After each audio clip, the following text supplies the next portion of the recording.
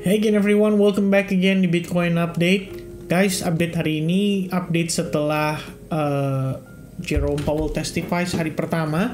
Dan masih ada kondisi yang tidak menentu dari tarif dagang Donald Trump. Ya, so far kalau kita ngelihat kondisi market per sekarang ini, Bitcoin berada di kisaran 95.800, drop dari 98.000 more or less sekitar 3.000 dollars. Is it crazy? Actually no, karena kita ngelihat market secara keseluruhan masih dalam range yang sama. Kita nggak create higher high, kita nggak create lower low, we just consolidate gitu ya, cuma bolak-balik aja seharian.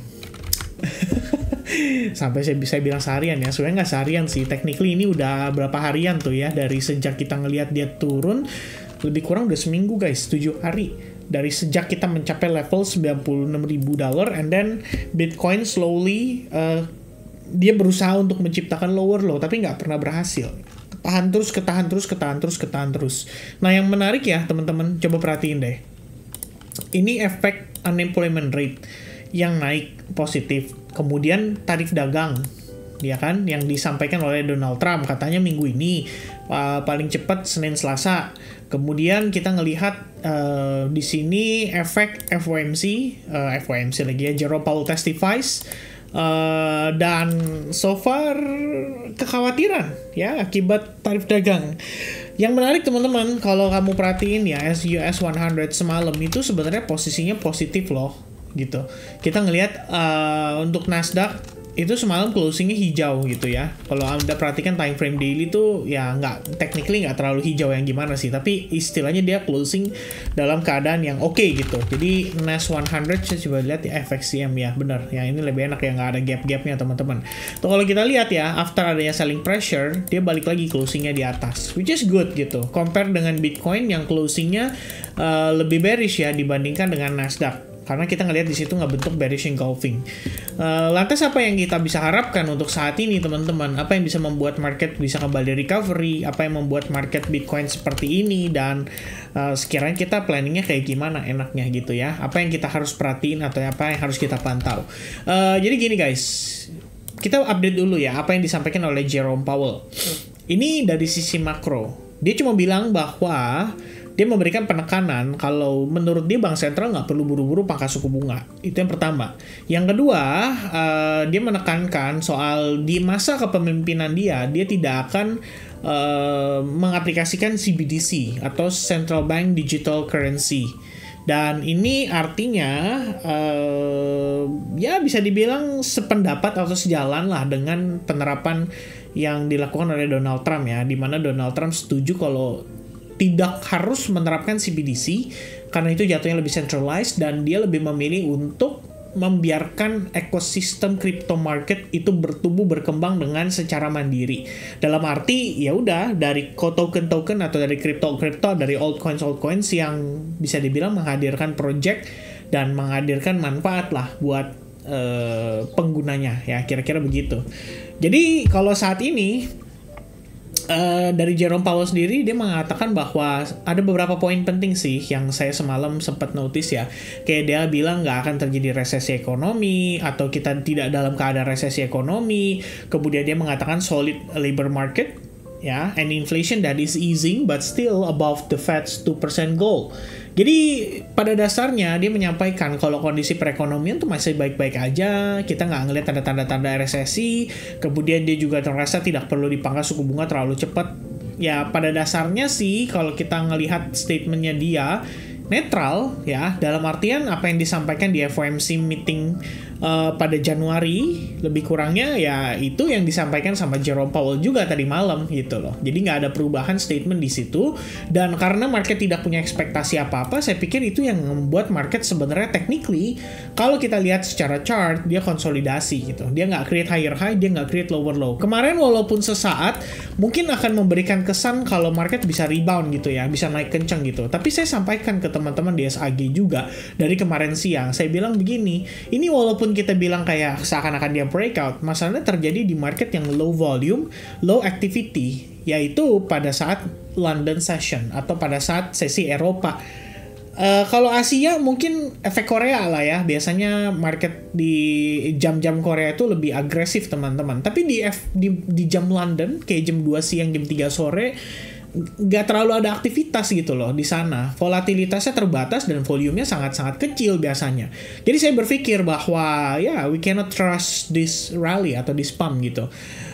But I think ya teman-teman sekalian, dari sisi Bitcoin dominance yang cenderung sedikit lebih rendah daripada kemarin, ya ini yang ngasih altcoin-nya banyak angin segar gitu ya. Kalau kita lihat kayak BNB bisa dibilang kontra dengan Bitcoin ya. Di saat Bitcoin-nya menciptakan lower low, lower high, atau dalam artian kita tadi ngelihat ya Bitcoin kan bergeraknya begini. Kamu bisa perhatiin ya, BNB naik tapi memang terbatas sih. Bisa aja nggak bentuk kayak rising wedge atau apa gitu ya. Tapi overall dia naik gitu loh. Ini udah cukup ya buat saya ngelihat bahwa ya I think it is still good ya, it is still okay. Bahkan ada beberapa lagi ya, kayak misalkan di sini Mantra ya relatively still bullish. Mungkin di luar daripada itu Ondo ya, I believe ini juga sama, masih back and forth aja teman-teman, boring banget price actionnya. Kemudian tahu ya kemarin sempat naik, dan ada pun koin-koin yang di sektor meme itu naiknya lumayan impuls guys ya dalam beberapa hari terakhir, atau lebih tepatnya sejak kemarin lah, sejak hari Senin gitu. Kalau kita lihat ya secara keseluruhan, market still do nothing, Bitcoin still do nothing ya. Mereka nunggu apa? Mungkin nungguin tarif ya. Donald Trump akan memberikan pengumuman lagi nih, dan masalahnya sampai dengan tadi malam ditungguin pun nggak keluar-keluar gitu loh, nggak ada announcement-nya. Senin udah nggak ada announcement, Selasa juga nggak ada announcement. Jangan aja nih ntar tiba-tiba saat kita udah lagi cuek-cuekin, baru kemudian tarifnya nongol ya kan, biasanya gitu. Sementara yang kita tahu adalah Trump menerapkan tarif dagang ya untuk baja dan aluminium senilai 25%. Jadi untuk barang-barang yang berhubungan dengan baja atau steel atau aluminium yang diimpor ke US akan kena tarif senilai 25%. Ya ini aja udah concern sebetulnya sih. Kita nggak tahu nanti dari sisi Donald Trump kira-kira langkah apa yang akan diambil gitu berikutnya ya. Tapi demikian ya, overall market still fokus di potensi pengumuman ya soal reciprocal atau reciprocal harusnya sih ya, tarif yang akan diterapkan oleh Donald Trump. Dan ini kalau nggak salah tadi saya baca ada mobil, kemudian mobil apa lagi ya, ada 3 lah yang utama teman-teman ya. Salah satunya yang paling lumayan signifikan mobil sih, dan tinggal 2 lagi diantaranya apa saya lupa ya. Ntar saya cari tahu dulu teman-teman ya. But overall dari sini kita bisa lihat bahwa ya market do nothing gitu. Saya berusaha mencari sebuah alasan ya, apa yang membuat market bisa bergerak gitu. Apakah karena Rusia dan Ukraine yang kelihatannya semakin memanas, tapi di satu sisi menawarkan negosiasi untuk bertukar teritori gitu kan. Apa itu bisa menyebabkan market easing atau gimana gitu. Ya so far sih yang ada di bayangan saya cuma satu, yaitu core CPI nanti malam. Ya 20.30 akan ada rilis data core CPI. Yang kita tahu core CPI dari 3,3 ke 3,2% itu yang mendongkrak Bitcoin untuk naik. Ya itu terjadi pada sekitaran tanggal 15 Januari guys. Jadi kalau kalian lihat di situ, ini ada 2 ya sebenarnya key event yang mendorong market untuk rebound gitu. Tapi kalau kita mau detailing ya, sebenarnya kita detailing teman-teman. Kamu coba lihat ya, di mana momen dia start having a rebound gitu. 15 Januari. Kalau kita perhatikan, 14 Januari ini pertama kali dia naik ya, mulai najak. Kemudian ini tanggal 15 Januari, there we go ya guys. Coba kamu lihat. Ini tuh di jam New York. Dan tepatnya sekitar 20.30. Ya 20.30 ini bener-bener jamnya core CPI guys ya. If you don't believe me, Anda tinggal klik aja di sini. Nanti kita keluarin ya data lampaunya, tapi di sini kita lihat dulu nih tanggal 15 20.30 ya. 15 Januari 20.30 tuh. 15 Januari 20.30. The moment kita dapetin core CPI turun dari forecastnya 3,3 ke 3,2%, sebenarnya acuannya dari previous ke aktualnya turun 3,2%. Itu yang mendorong Bitcoin naik pada saat hari itu di core CPI ya. Ini saya nggak tahu dia turunnya karena apa, tapi very likely memang it's part of the retracement aja sih. Kalau kita lihat kan dia kayak nutup ya, cuman fair value gap nutup, abis itu mantul lagi gitu. Jadi so far ya saya merasa bahwa well market still doing fine. satu sisi kita ngelihat Donald Trump tetap membuat para pelaku pasar khawatir dengan antisipasi kapan dia ngomong kebijakan dagangnya akan diterapkan, kapan dia akan ngomongin soal planning dia berikutnya. Nah, sisi lainnya teman-teman sekalian, Chair Powell yang tidak mengubah statementnya dalam arti dia tetap sama, netral, cenderung hawkish, karena dia bilang ya buat apa kita pangkas suku bunga cepet-cepet gitu kan. Intinya kan di situ tuh penekanannya gitu kan. Dan marketnya biasa aja gitu. If you think bahwa ini adalah free fall atau ini adalah air terjun, enggak ya. Saya ngelihatnya ini technically sama gitu. Dan menurut saya untuk konteks market yang menunggu big event kayak gitu, dan ternyata kita cuma dapetin pergerakan ini, berarti bukan ini yang mereka antisipasi gitu. Ya di satu sisi mungkin kita ngelihat wah ya nih ETF-nya outflow gitu, tapi outflow-nya kecil kok, nggak gede guys. Ya, kalau kita total ini tanggal 4 sama 5 Februari aja deh kita tambahin gitu. Ini aja udah nutup gitu ya. Ini nutup gitu loh. Outflow-nya nggak berasa sama sekali. Kalau kita lihat ya, intinya sekarang aja tetap masih di atas 40 miliar dolar. Apa rasanya? Ya, outflow cuma sekitar 200 jutaan dolar gitu.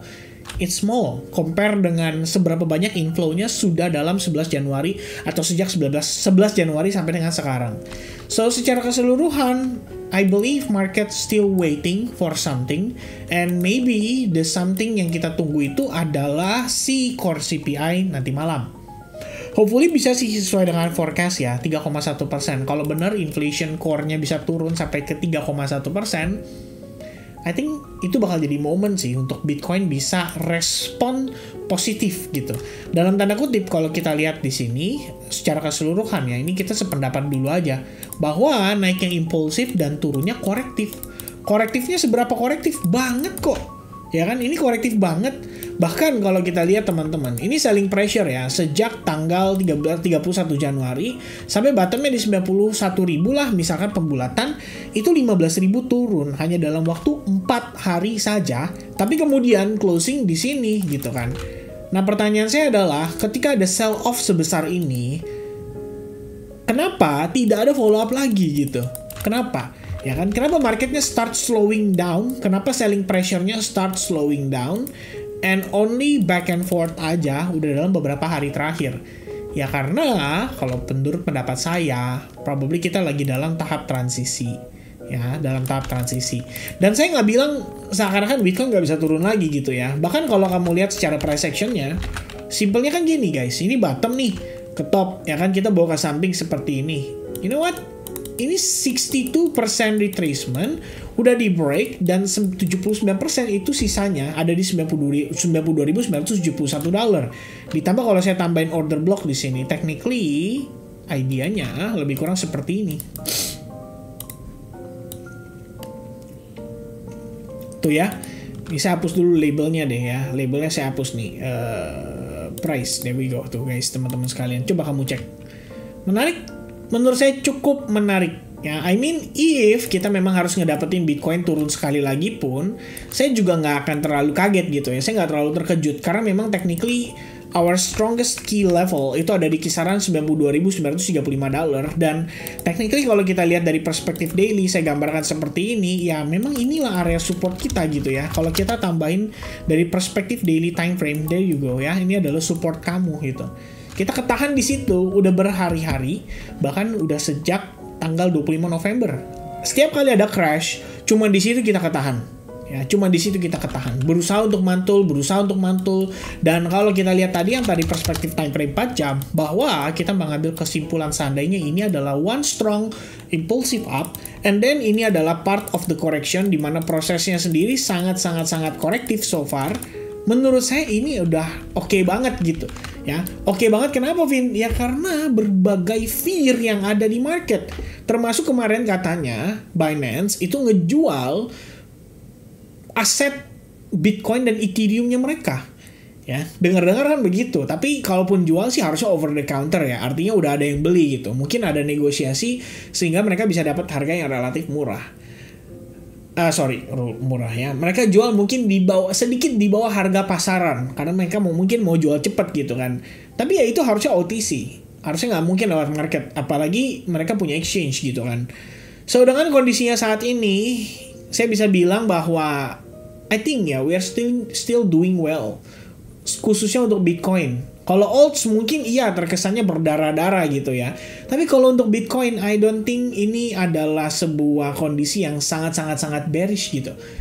It's just a slowing down in the momentum. Tapi menariknya adalah every fear yang masuk itu nggak cukup loh buat ngasih selling pressure Bitcoin break di bawah 91.000. Oke, mungkin perumpamaan yang kita bisa pakai adalah, Vin, bukankah semakin sering dites itu artinya semakin gampang untuk di break ya?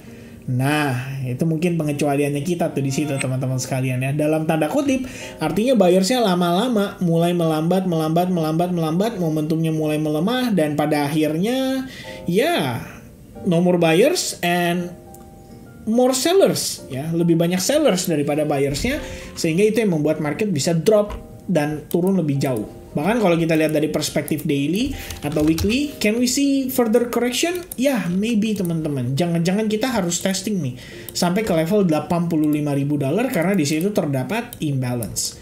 Maybe ya. Tapi kalau misalnya teman-teman mau berargumen, Vin, tapi gue lihat daily ini ada potensi ngebentuk ascending triangle. Bagaimana jika ini menciptakan base untuk potensi rally?